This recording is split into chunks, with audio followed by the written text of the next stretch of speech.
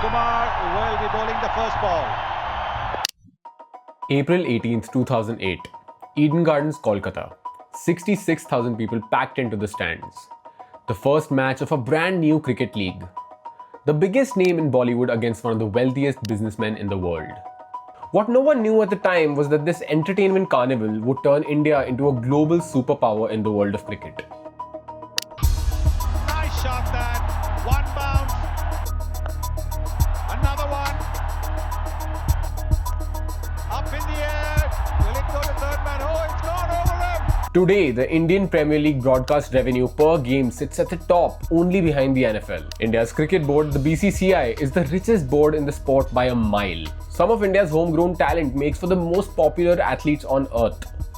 Since that night in 2008, India hasn't just dominated cricket on the field. It has come to control it even off it. So that raises a big question. How did India end up with so much control over a sport that once belonged to the British? Now, to understand how India controls everything, we need to go back to a time when India had nothing. For most of cricket's history, England and Australia ran the game. They decided the schedules, they set the formats, they controlled the money. Between 1932 and 1996, a span of 64 years, India toured England just 13 times. And when they did come, nobody was particularly excited about it. In 1983, the underdog Indian team defeated the mighty West Indies to win their first ever World Cup final. That win stirred up a momentum that entered the early 90s as a wave. Because that's when India's economy opened up.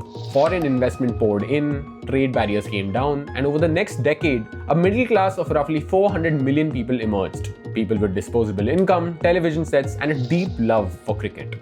Suddenly, cricket was a spectacle you watched live, in color, with your family. Through this boom in the early 2000s, India saw a big rise in talent with the likes of Sachin Tendulkar, a humble, talented boy from Mumbai who was making it big on a global stage. But the real shift in power still required a trigger. It required someone to look at this 400 million strong audience and build a product around them. That trigger came in 2008 with the Indian Premier League.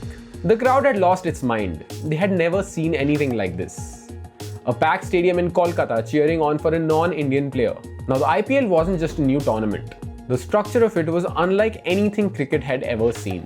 8 city-based franchises were sanctioned off to some of the most powerful names in Indian business. Mukesh Ambani bought Mumbai Indians, Kingfisher owned Vijay Mallya took Bangalore, Shah Rukh Khan backed Kolkata Knight Riders. Bollywood, industrialists, media conglomerates all at the same table. It wasn't just cricket's new format. It was the century-old sport supercharged with entertainment, glamour, and huge money. The other big cricketing nations of England and Australia had never seen anything like this before. Today, the IPL's media rights are comparable to the Premier League and Major League Baseball, leagues that run for almost the entire year. The IPL, however, is played for only 2 months of the entire year.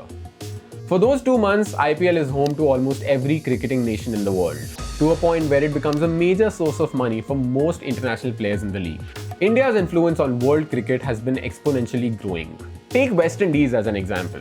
The former CEO of West Indies cricket was direct about it. We've been very fortunate that India and England continue to tour here regularly. So we've had, 2022, 2023 have been great years for us. So and we didn't get into too many difficulties because we're not highly geared in that respect as the other boards are. A quarter of West Indies revenue comes from India touring the Caribbean. This isn't a partnership, that's dependence. And that brings us back to the question of how this power actually gets used.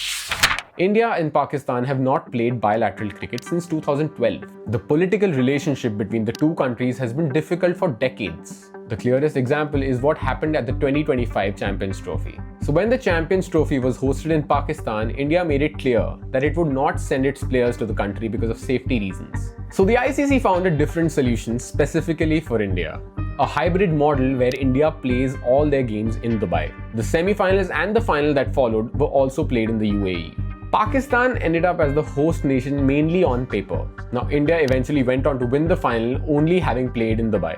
It's a situation with no clean answers. The political tensions between India and Pakistan are real and long-standing, and the ICC as a governing body was effectively trying to preserve the tournament rather than lose India from it entirely. But this story has a thick layer of questionable governance. At midnight on November 30th, Jai Shah, son of one of the most powerful politicians in India, was overseeing India's refusal to tour Pakistan as BCCI head.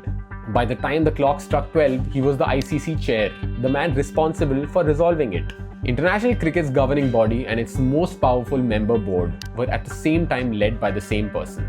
With this and many more such instances, the idea of a level playing field starts to feel like fiction. Now, it would be easy to reduce this to a villain story, but that would miss what's actually happening. For the first time in history, the power in a major global sport sits with a non-white nation, a country that was colonized by the people who invented the game, a country whose players were called the dull dogs in the British press. And the way India flexes that power, refusing to be told where to play, setting the terms, making other nations orbit around its economy, is arguably not that different from how England and Australia ran the sport for 100 years. As cricket commentator Harsha Bhogle put it, it's the same as United States holding the power in the world economy. The uncomfortable truth is that the structure of global cricket hasn't changed. The dominant power has. And now India is eyeing its next frontier. America, a large wealthy Indian diaspora on the West Coast. T20's 3-hour format perfectly built for American attention spans. A Cricket World Cup already held on American soil. So here's the question the story leaves you with. Is this a triumph or is it a warning? A colonized nation took back a sport used as a symbol of imperial culture and oppression and turned it into one of the most commercially dominant cricketing power the world has ever seen. Now that is genuinely remarkable, but the system it built along the way with highly dependent smaller nations and largely unchallenged political influence, the system looks a lot like the one it replaced. Cricket used to belong to the empire. Now it belongs to India. Whether you call that justice or history repeating itself probably depends on which side of the boundary rope you're standing on. Thanks for watching. If this story made you think about cricket differently or sport differently, subscribe to Footnote. There are a lot more stories like this one in the works. Drop a comment below if there's a story from the world of sport you think deserves this treatment, and I'll see you next time.